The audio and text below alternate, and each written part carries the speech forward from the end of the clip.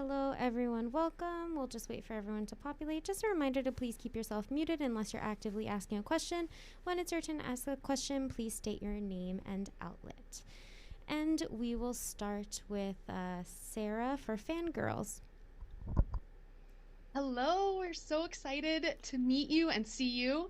And I'm Sarah from Fangirls Going Rogue. Hi. And hello. Now, you're known for playing two iconic characters in Bo-Katan and The Mandalorian, and also Starbuck from Battlestar Galactica. And they both kind of set their own rules. So, is there something about this type of character that you're drawn to specifically? Listen, I am such a rule follower in my own life, so it's very nice to live vicariously through these women. But no, I love complicated women. I find them to be the most relatable. Life isn't black and white, and I think that I find them to be the most interesting to sort of live in for a while, for sure. Charlotte from Sky Talkers. Hi, Katie. I'm Caitlin from Sky Talkers. It's so nice to talk to you today. Hi. In this season, how would you describe Din and Bo's relationship? He's a bit of a distraction and a nuisance to her. I think that he inserted himself in a plan that she thought was going to go one way, and didn't really work out the way that she wanted it to. I think that Bo-Katan truly believes that the only way to rule her people is by possessing the Darksaber. And I think that if I were her, and we've all seen her sitting on that throne stewing, I'd be figuring out how to get it back. And I think that may it probably permeates most of her thinking at this point. Richard. Hey there, I am Richard from Sky Walking Through Neverland. Hello. Great to talk with you, and you look fantastic today, by the way. Thank you. And speaking of looking fantastic, can you talk about Bo-Katan's armor? How the Mandalorians like to personalize their armor. Did you personalize Bo-Katan's armor in any way?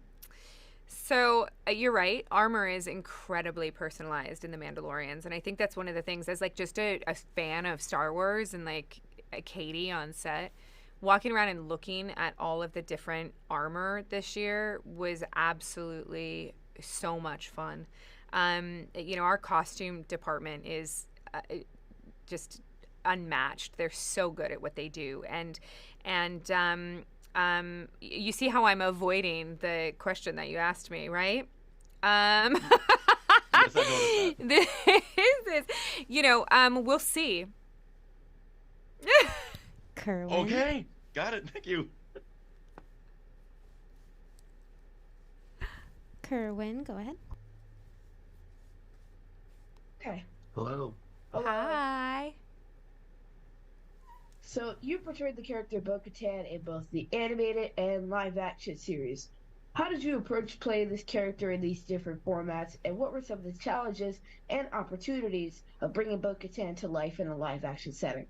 Such a good question. Okay, so voice acting for Bo-Katan is a completely different medium. When I'm in the voice recording booth, I can do whatever I want with my body. I'm not restricted. There is a level of freedom that comes from just focusing on what your voice is doing and not having to think about what your hands are doing at the same time. And so then once I started playing Bo-Katan in live action, all of a sudden I had to figure out how she moved, how she walked, how she carried herself. What did her hands do? And what I realized from watching the animation and then putting on her armor and having played the voice for so long, what I realized is that Bo is incredibly stoic, and she is purposeful with her movements.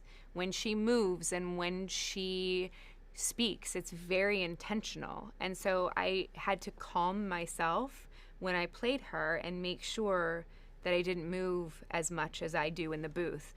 So when I put the helmet on and play Bo-Katan, it is the closest thing. I love it because all of a sudden my face can do whatever it wants to, and I don't have to worry about that I look like Katee, who's like excited that she's in Star Wars. Thank you so much. You're Thank you. welcome. Brian. Hey, Brian with Full of Sith. I want to ask, you've talked a lot, even just in this interview, about being a big Star Wars fan, and I kind of wanted to go back and see if you could walk us through the experience in season 2 of getting to, like, be on set with Mark Hamill as Luke Skywalker. I wish I was on set with Mark Hamill. Dave Filoni, as good of friends as we are, and as much as I trust him, and as much as I say that he is the kindest, most sincere, most authentic, most amazing man in the entire world, lied to my face and told me it was Plo Koon. And I believed him because it was just an actor with dots on his face. And I believed him. I was like, Dave Filoni would never lie to me. Come on, we've been friends for over 10 years now. I trust this man with like everything, especially Star Wars. Lied to my face. So I was thinking it was Plo Koon until I literally saw the episode with you all, and I saw the green lightsaber, and I saw the cloak, and I went, stop it. Stop it. And I saw the X-Wing. I saw all of the things that you guys saw and was like, and texting Dave all at the same time. And all I texted him was, Plo Koon? Question, exclamation, question, exclamation, question, exclamation. And then an angry face. He lied to me. Dan. Oh, that was really fun to listen to. Hi, I'm Dan Zare from Coffee with Kenobi. Hello. Hello there. So, speaking of Dave Filoni, what have you learned about as an actor and a storyteller from spending time with both Dave Filoni and Jon Favreau throughout this whole process? Yeah. So, I mean, talk about commitment to your work with Dave. I mean, he literally lives this. He knows this world better than anybody, probably better than George at this point. You know, and it's what he does with an absolute passion that drives him, and I love talking to him about it all the time. It's just a joy.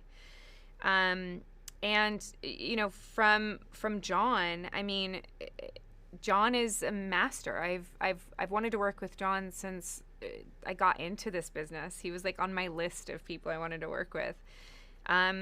He's just such a good storyteller, and he really has the ability to lead you on a journey and see the big picture, but focus on the small details. And he's just so good at what he does. Sarah? Thank you. Do you think that Bo-Katan's sister Satine's life choices and her tragic death really weigh on Bo-Katan and maybe inform your performance in any way? Absolutely. You know, I think that one of the things that I think people don't realize is how young she was in Clone Wars, because we never really talked about it.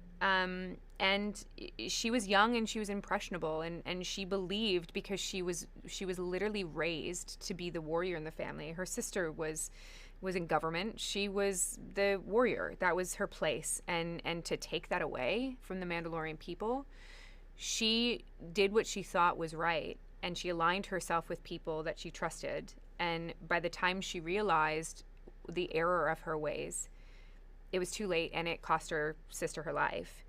I think that affects everything that she does. Every move she makes, everything she's doing now is to try and make up for that one moment. Caitlin? Hi, so excited to see you in season 3. I'm so excited. I really. Do you see Bo-Katan as a character who is after redemption?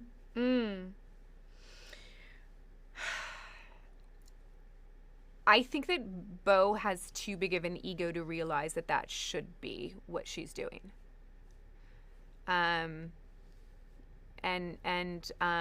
You know, maybe the having lost everything, and where we find her in the beginning of the season could put her on that journey potentially.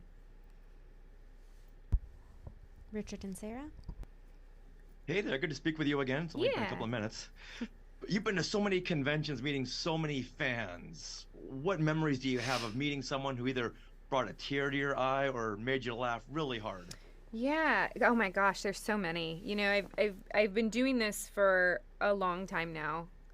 And one of the things that I always found to be incredibly important is going to conventions. It is part of the sci-fi world. It is part of the fan base. And I think that to deny that is a disservice to the genre. And I love going and talking to the fans and listening to what they liked about the thing that I did, or talking about some other project that we both think is really fun. You know, it's something that's really important to me. And there's been moments that I've laughed hysterically. You know, I was just at a convention and I told the story of basically how I, you know, peed on myself in costume. It was fantastic.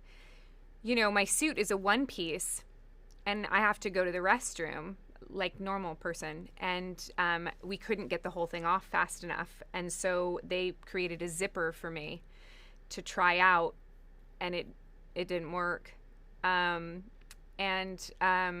So we scrapped that idea and then just got more proficient at taking the suit off. So I try to make conventions fun, and I try to give away little tidbits of, you know, information that people won't get anywhere else because it's, you know, hysterical. Well, thank you very much. And you aren't the only actress who's peed on herself in a Star Wars film or TV show. Listen, when you are in all of this stuff, you're lucky if that's all you do. Kerwin and Keith. Hello, Katee. Hi. Hello again. Hi. Bo-Katan. Hi. Bo-Katan is a character with a rich and complex backstory. What drew you to this character, and how did you prepare for the role? So originally when I got offered the role of Bo, it was a very, very quick conversation with Dave and sort of my team, and it was just like, do you want to play a female Mandalorian warrior in an animated series? And I was like, of course I do, and jumped at the opportunity. I really didn't give it a second thought because I was brought up on Star Wars. To be in Star Wars was like the pinnacle thing, you know, that you go after. And so it was almost working backwards in the sense that, you know, once I had the opportunity to play her in live action, that's when that work started coming in. And I started questioning all the things that she'd been through and what that looked like. And you know, I started doing the work of an on-screen actor, which is different than, in my opinion, than the work of a voice actor. You learn the story just as well, but at the end of the day, it's my voice conveying someone else's words and story. It was what Dave wanted it to sound like. And then once we went into animation and I took a little bit more ownership over the character, I started really working and trying to understand who she was and where she came from and the decisions that she'd made in her life that sort of put her on the trajectory of where we found her in Mandalorian. Brian? I imagine it hits you differently as a Star Wars fan, seeing your voice come out of an animated character, you know, like that I'm in Star Wars giddiness, versus seeing yourself in person in Star Wars. Like, which did hit harder for you, or what was that experience like, you know, processing the fact that you got to be in Star Wars? Oh, absolutely. I think that the idea of playing a Star Wars character in any medium was not lost on me from the very beginning. You know, I mean, I took the role because I never dreamed that Bo would be in live action.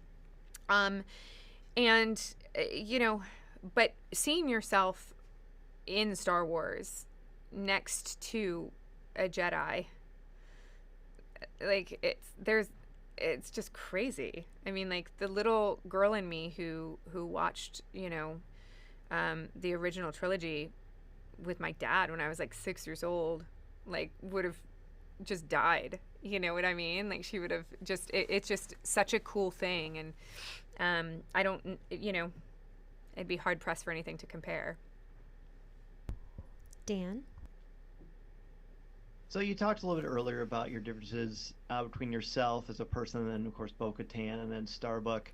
But I also am a huge Battlestar Galactica fan, so I'd be remiss if I didn't ask you some key similarities and differences for you between Bo-Katan, Starbuck, and also I loved you as Sarah Corvus in The Bionic Woman too. Oh, thank you. I loved that show. Too short-lived.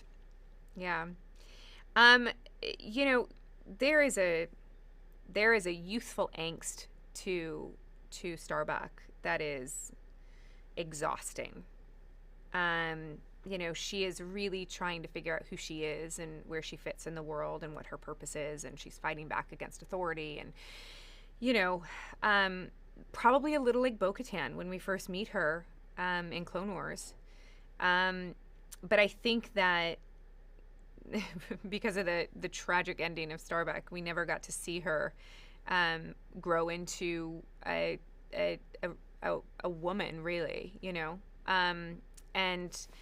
And I think that Bo has all of these life experiences and all of these tragedies and all of these burdens and the weight of the, you know, self-imposed, you know, desire to lead. I think all of that has created this character that is incredibly complicated and heavy and tragic, you know. And then, you know, Sarah Corvus was just nuts. Sarah was just nuts. She was just crazy. And that was fun. Like, I loved playing her. I absolutely loved playing her. That was my first sort of like foray into superhero status a little bit, in the sense that she had superhuman strength, which was really fun to play. Thank you so much. Yeah. Thank you all. That concludes the roundtable. Thank you, everyone. Thank you. Thank you. Bye. Thank you for your questions. Have a good one. Enjoy the show. Can't wait. Bye. Almost there. I know.